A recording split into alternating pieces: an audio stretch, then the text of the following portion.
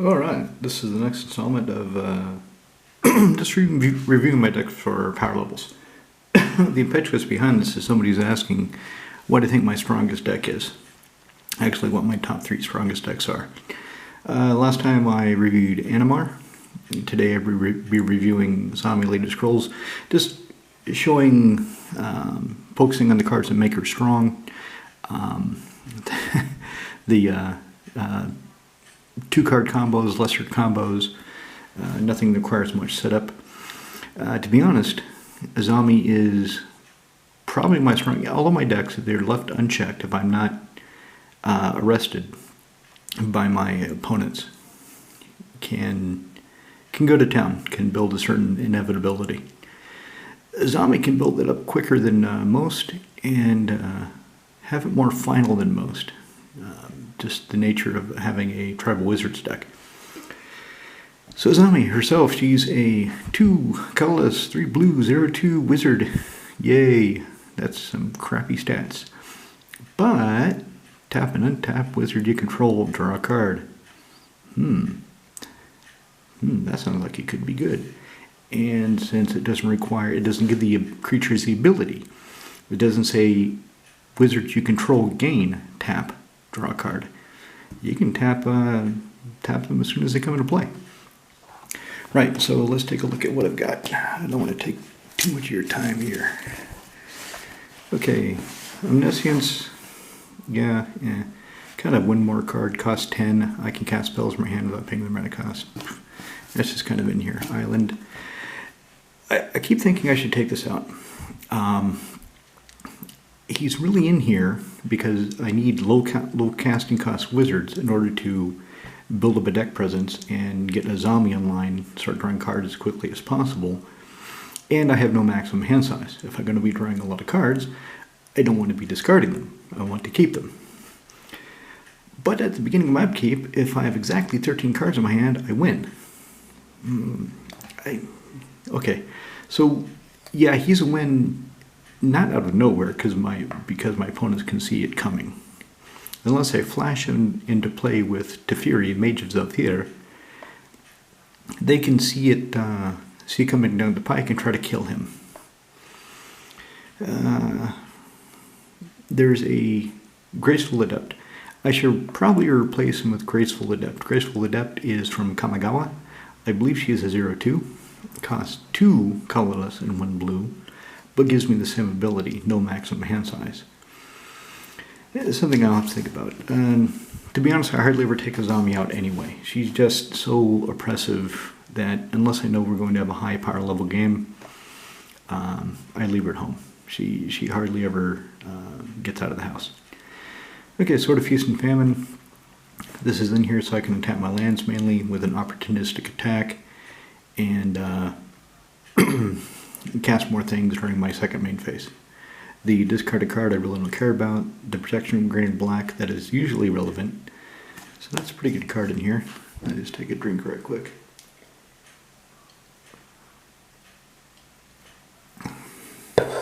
Okay. So the Constable, when he hits a player, and he's only a 1/1, which is why the sword is good. I can return up to X target permanents they control to their hand, where X is the damage dealt to that player. Okay, it's kind of a fun card. Old Judgment Foil. I just like it. Okay, Island. This is something I got in the post last week. Signed Time Spiral. I already had a Time Spiral in the deck. Somebody had a Time Spiral signed at a good price. So after a couple days of deliberation, I went ahead and bought it. And that is Michael Sutphin's old signature, apparently. That doesn't make the deck any more powerful, it just helps me recover. Island, Sapphire Medallion, yeah, my blue spells cost less. Fraction Metamorph. Let's set him to the side for the moment. Opposition. Okay, most Azami decks will have Mind Over Matter. Throw away card, untap target permanent. So basically what you do with Mind Over Matter in play is you keep throwing away cards you don't need, sculpting the perfect hand with Azami, tap or draw a card, throw away card, Mind Over Matter, untap her, draw a card, until you have exactly what you need to win. This deck does not have anything like that. Anything that gives me that sort of combo kill. So I just don't bother. Plus, I find it kind of it's a combo I don't want to do. This is just a control card. Tap an untapped creature I control. Tap artifact creature land. Yeah, that's great. Winding Canyons. Okay, creatures I have gain flying. Creatures my opponents have lose flying and cannot gain flying. Alright, so the idea behind it is to build big wizards and kill my opponents with big wizards. I love sign cards, I really do. Trickster, just a little comet trick, yeah. Caddy Maroons, nobody cares about that. Riptide Director, So she's just an enabling card. If I want to keep my wizards untapped, but I want to draw cards, I can just activate her, and I should be drawing about 3 to 10 cards per activation. Ghost Quarter, Urtai, this is one of my big losses. So I bought into Fear of Missing Out hard about 2 years ago. Reserve List is jumping, everybody's buying into it. I really wanted an Urtai for this deck when I was planning it at the time, so I paid 50 euros for damn Urtai near mint condition. Now it's down to like 20. Okay, roll a card tower. See, I really don't need Triska Decaphile if I can get this, but since I will be drawing a lot of cards, I'd like to have the extra effect. I should probably just put Graceful Adept in here. Island, Turn Generator. Every video where I show this, I recommend it to anybody playing any deck that isn't green. So if you're drawing a lot of cards, this is great because you can put basic lands for your hand and play tapped. You can do it on your opponent's turns, so you reduce the number of cards in your hand, and you can get more lands into play. High Market, yeah, just a fun card. Untap target artifact opponent controls and steal it until end of turn. If it is an artifact creature, it can attack, and you may use any of its abilities to acquire. It gains haste. Basically, you steal an artifact for 1 turn, it gains haste, and when you lose control, when you give it back, tap it. It's just kind of a fun card, and I love the art here. I love Kai Faglio. Well, I don't know if I love her. I love her art. Let's be clear. Yeah, Void Mage. Vortex. So if I get the Nyx Lotus going, Vortex. Okay, go to combat. Right, so your creatures can't attack unless you pay 8 for each of them. 8? Are you out of your damn mind? Well, I just don't want you attacking me. Nyx Lotus, yep. Coat of Arms. So this is one of the main kill cards. Let's set this aside for the moment. Sage of Fables. Okay, all my other wizards come into play with an additional +1/+1 encounter. It's great. Mainly she's here because she's a cheaper wizard. Okay, Invoke Prejudice. This is best when it comes in on par, on curve, on turn 3 or 4. So then if my opponents start trying to cast creature spells that aren't blue, they have to pay double. So this helps slow down my opponents. It also works really quite well with the Nyx Lotus and Nykthos. Island, Island, Island. Counterspell on a stick. And this is great with Sage of Fables. So if I have Sage out, every time I sacrifice her, she comes into play with a -1/-1 counter because of Persist.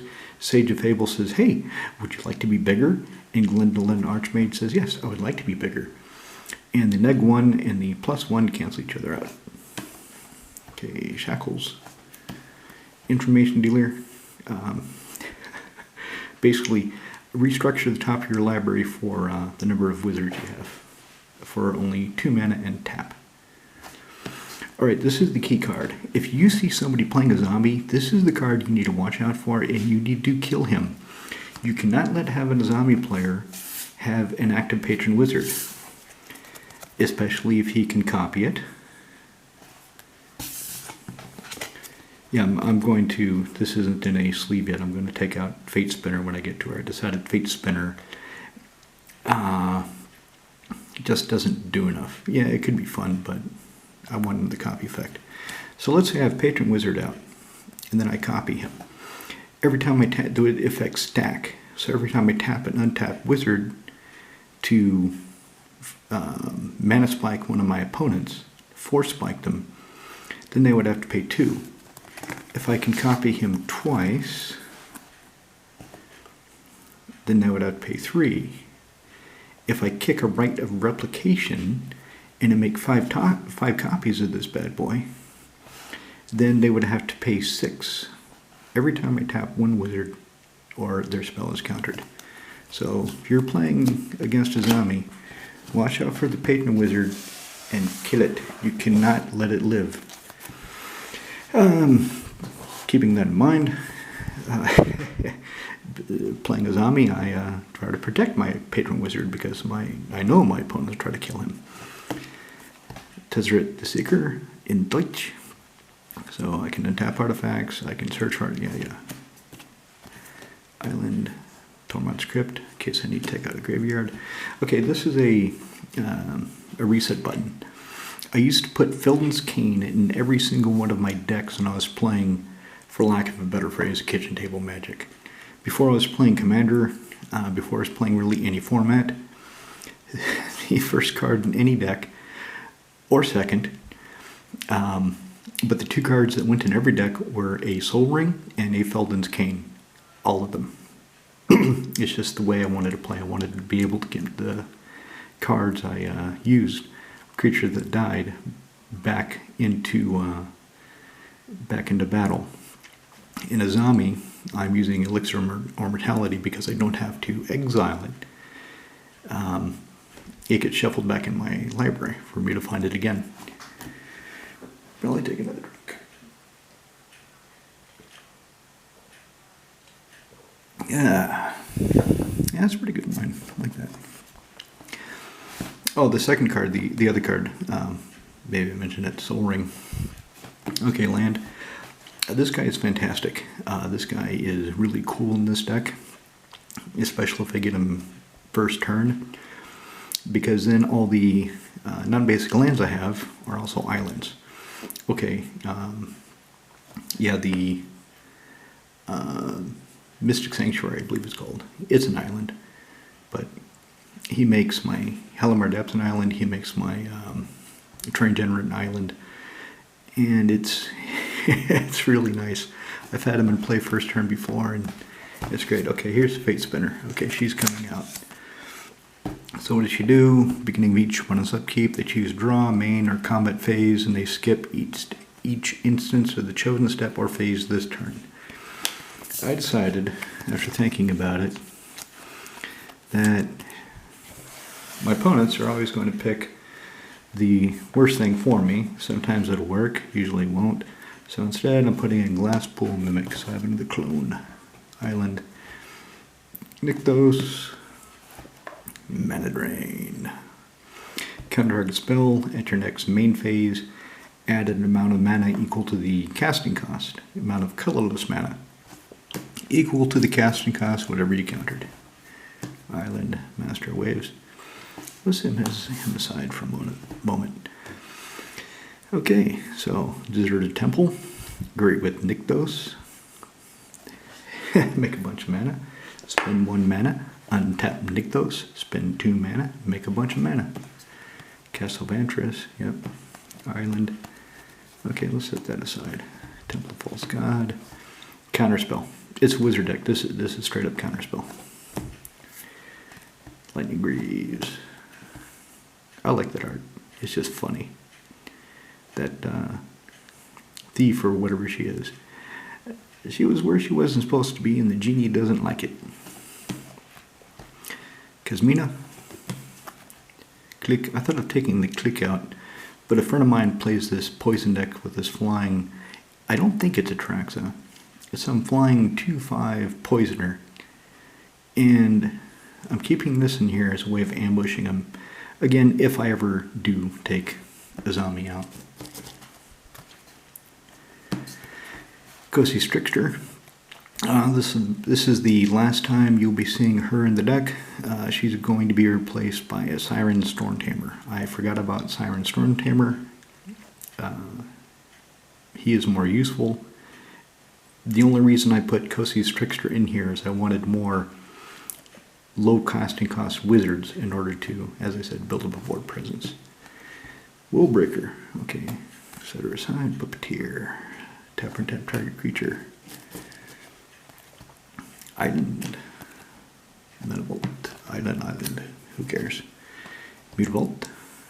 Spend 1. Becomes a wizard till end of turn. And some other things, but who cares? Island. Harbinger. Here we go. Okay. Okay, so if I get Maskwood Nexus out, where'd he go? There he is. Coat of Arms and Master Waves. If I get these 3 out, do you see it? So all my creatures become wizards, elementals, everything. Coat of Arms, if I have Maskwood Nexus out, so my creatures are every creature type.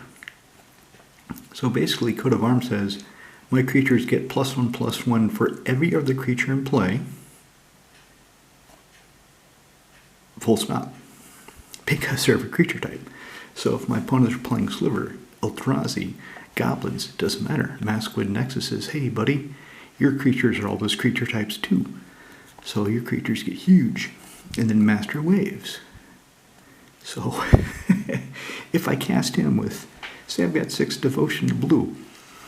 So I get 6 creatures that are wizards, that are elementals. My wizards get +1/+1 off of him. He will give himself +1/+1 because he'll be an elemental. And that's kind of the key killing combo right there. That'll end the game pretty quick if I get a combat step. This is the second main combo, Willbreaker. Whenever creature an opponent has becomes target of a spell or ability I control, I get control of it as long as I have Willbreaker. Sea King's Blessing. Turn as many creatures as you want blue, as many target creatures as you want blue. So Willbreaker. Sea King's Blessing. Hey, you lads over there, all your creatures become blue. I targeted them, I have Willbreaker, I get them all. Thank you. And I can do that at instant speed. So I can play her, and then at the end of the turn of the opponent preceding me, oh, by the way, I'm targeting all your creatures to make them blue, I'm giving them the Sea King's Blessing, and they're going to come work for me. So those are the 2 chief combos in this deck. Right, so here's Rite of Replication. If I get 9 and have Patron Wizard, then I get 5 more Patron Wizards. So 6. So every time I tap a creature to counter a spell, that's a mana tax of 6. You can see why I don't take this deck out. Sword of Light and Shadow. As with Feast and Famine, it's in here for a specific reason. It's in here for the Raise Dead. Everything else is a bonus. It's here so I can raise dead. Sword of Temptation, yep. Low Mage Mentor. So we've got Maskwood Nexus out. All my creatures are merfolk, all my creatures are wizards, elementals, everything. So if I have Maskwood Nexus out, and I have 6 ostensibly just wizards, well, Maskwood Nexus says they're now merfolk, buddy. So I can tap 7 of them to straight up counter a spell. Yeah, this deck is evil. Cage Sun, yeah.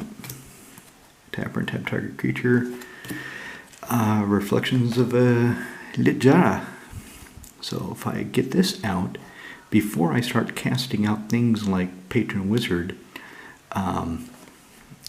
Sword of Temptation, then I double them.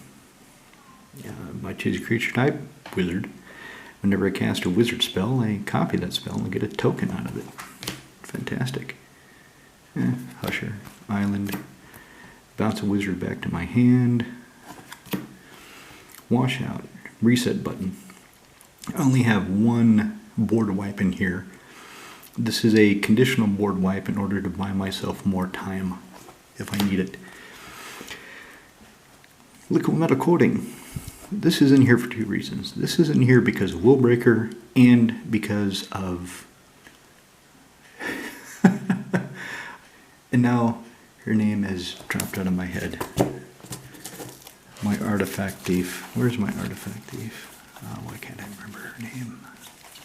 Bloody hell, Magus of the Unseen. So with liquid metal coating, target permanent becomes an artifact. And then with her, I can borrow it. So if somebody has something interesting, I can coat it, give it a nice sheen, and then borrow it for a turn. I can borrow it on somebody else's turn that's attacking me and block with that creature, so I don't lose anything. Options. Options are good. This is the board wipe in the deck. Oblivion Stone. This card is pretty wild how the price has gone up and down. I remember when it was kissing 100 euros, it was at least at 80, and now I think it's down to 20. It's fallen hard, but it's beautiful. You probably can't see that well in the foil, but this gem, the stone, the purple, is just amazing. Alright, Teferi. Flashy wizard. Locks things down a bit more. My opponents can only cast their stuff as sorceries. I can cast my creatures with flash. Citadel Tracer. I've had her in play, I've never used her. But I'm afraid to take her out because she looks so damn useful. Beguiler of Wills. She just looks cool. I just like her. Never had her in play. I mean, it's not that I've had her in play and not used her. I've never had her in play. She's never come up.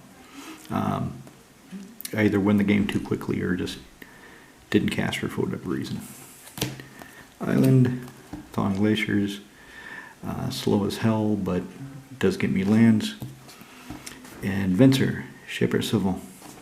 Alright, so that's the deck. That's Azami. That's Azami Lady of Scrolls. It's probably my strongest, most evil deck that I've got. I hope you like it. And I hope that nobody I know builds a deck like this so I don't have to face it myself. Because I know what it's like.